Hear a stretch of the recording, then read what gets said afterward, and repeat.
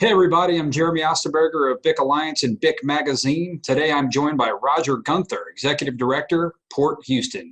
Roger is with us today to update us on Project 11, which is the Houston Ship Channel widening, the impacts of COVID-19 on Port Houston's business, and we'll get into the 10 to 20-year plan here for the Port Houston into 2040. So Roger, thank you for being a part of this presentation today. Well, it's great to be here. Always good to talk about what's going on at our port and with our channel. So glad to be here.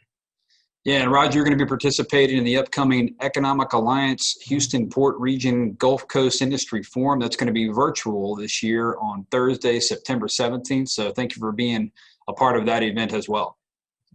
Well, we look forward to it. Look forward to it every year. It is a big event and, draws a lot of people from within our industry, and we're able to swap stories and get a better understanding of what's going on in and around us. So I think that's important. Even though we have to do it virtually, I think it's going to be a good deal. That's right, man. Second best to face, I guess. Yeah. So, well, Roger, thanks again for making time with us today. Let's get into it. So, the global refining and petrochemical market relies so much, on the Houston Ship Channel and Port Houston. The top priority for the Houston Ship Channel is widening and deepening the channel. Give us an update on where things stand with Project 11. Well, I'll be happy to do that. I like to remind everybody every time we're talking about the busiest deep draft waterway in the nation when we talk about the Houston Ship Channel. So to accommodate those 9,000 plus vessel calls a year, we have to stay ahead of the change and the demand for the industry. So we call it Project 11 because this is the 11th time in the history that there's been an improvement to the channel since it was built. So this is a deepening and widening project that we started back in 2014, where we got authorization from Congress to do it. We've gotten to the point now where we've gotten the Chiefs report, the Corps of Engineers, who we partner with. We're the local sponsors, and we partner with a Corps, work closely with them. Their Chief of Engineers has signed off on the project. It's been submitted to Congress. Actually, last week, the House passed their version of the Water Resources Development Act bill, the WRDA bill, which includes our project recommendation for authorization. The Senate still has to act on that, which we don't know when that's going to be, but hopefully sooner than later, and certainly think that it's going to happen in 2020. For the folks that aren't aware of kind of the scope of the project, just give us Right. a few details. How much wider, how much deeper, and a little bit more on what does that mean for the market and why is it so important this moves forward.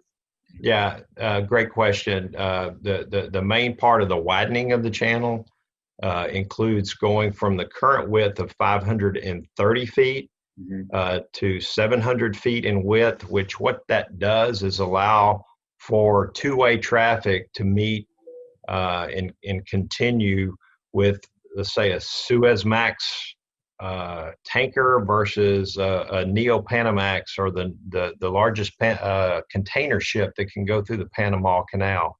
So maintaining two-way traffic is very important in Houston because with the traffic that we get, we couldn't survive with one-way traffic. So that is a major part. The widening upstream from let's say from the Beltway Bridge area to upstream, that part of the project is more of a deepening effort to allow for deeper draft vessels to reach some of the energy and petrochemical and chemical facilities that need a deeper draft upstream as well. So there's a lot of elements to that. All are favorable for the industry that's served by the Houston Ship Channel. So there are several elements, and our job as the local sponsor is to make sure that it happens.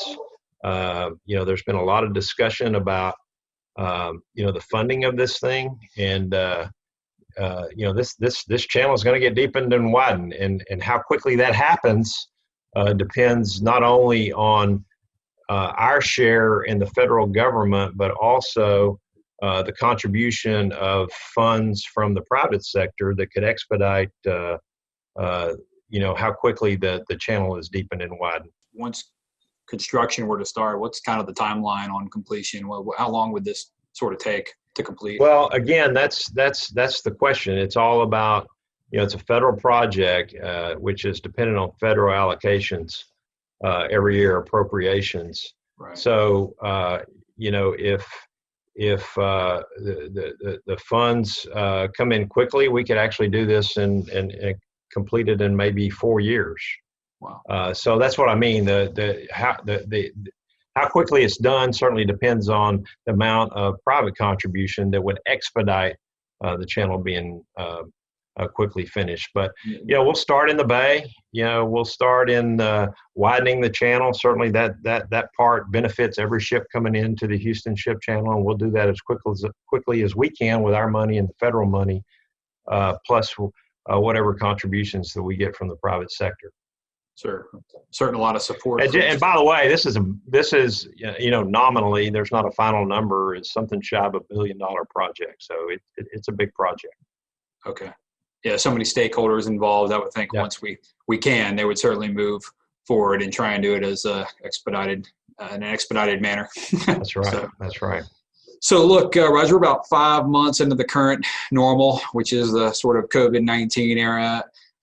Take us back a little bit as COVID-19 spread. Tell us about the impact of COVID-19 on Port Houston kind of then and then now, and maybe, what can we expect has changed forever, as far as just operations of Port Houston? Well, it was certainly a change. Certainly one, we're prepared for multiple different types of crises, hurricanes and those type of things. So although we didn't have a blueprint exactly for this, we had a structure where we could deal with some type of crisis. This one was strange. We've learned a lot. We're still learning how to deal with this as the parameters change. We're still doing the same thing that we were doing before. We're just working in a different environment. And I'm proud of the people, not just the people that work for the port, but the people that, you're talking about that serve the port, the longshoremen that show up to work there every day, and the truckers and the pilots and everybody in our community. We hadn't stopped. We're operating our container terminals, although the volume's down a little bit. Cargo continues to flow. The impact of it from a commerce standpoint was, we were off to a great start this year in January and February. March, April, May, even through June a little bit, our volume was down in the container side about 15%, which I hate to use the word happy, but I was relatively happy with that compared to other parts of the country where their container volumes were down much worse. But I think that speaks to the strength of what Houston. I mean, you think about containers, what happens? We're exporting a lot more than other ports out of containers. So things that are made that are attached to the energy industry, plastics, petrochemicals, and those type of things continue to be produced and shipped around the world. And on the import side, the retail goods and everything, when everybody started going back to the stores, that picked up. So it's been down, last 3 or 4 months. Our volume has been affected. About our container volume in total, crazily enough, is only about 3% down for the year. So we're blessed that we all have been able to continue to work, continue to produce, and serve our region, which is a good thing. So, Roger, let's get into the crystal ball. Everyone wants to talk about the future. Tell us a little bit about the Port Houston 10, 20-year plan and what that means here coming up here in the next, couple decades. Well, it's something that we've been working on. We have, I think for a long time, we have, we plan a few years out, but I think we have to be more intentional about our long range plan. We've got a plan that we're working on now called the 2040 plan. Mm-hmm. The only thing that I can assure you about what it looks like, what we say it looks like in 2040 is probably going to be wrong. But, you have to have a plan to make those adjustments as you go forward. So we're looking at, as I said earlier, we're in this for the long game. So we're looking at what does our break bulk facilities need to look like? What do we think that our container volume needs to be? What are our next options if we fill up our container terminals?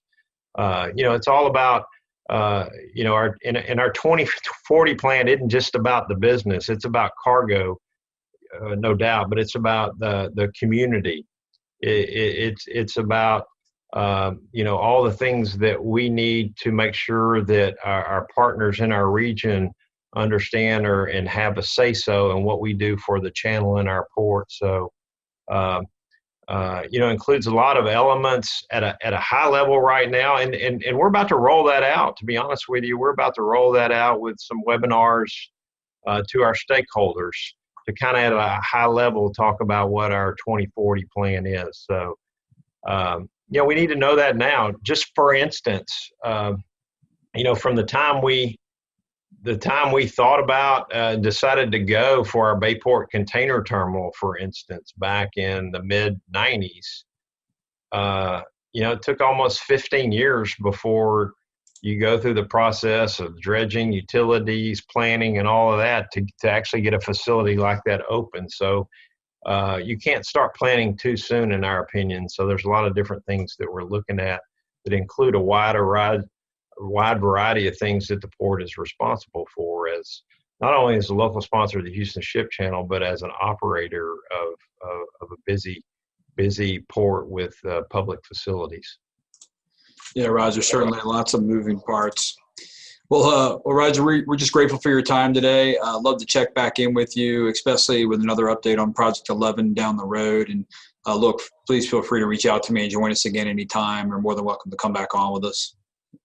Well, we'd be happy to do that, and we think that's our responsibility, and sharing that with the community that we serve is something that we're all about. So I'll be happy to do that at anytime.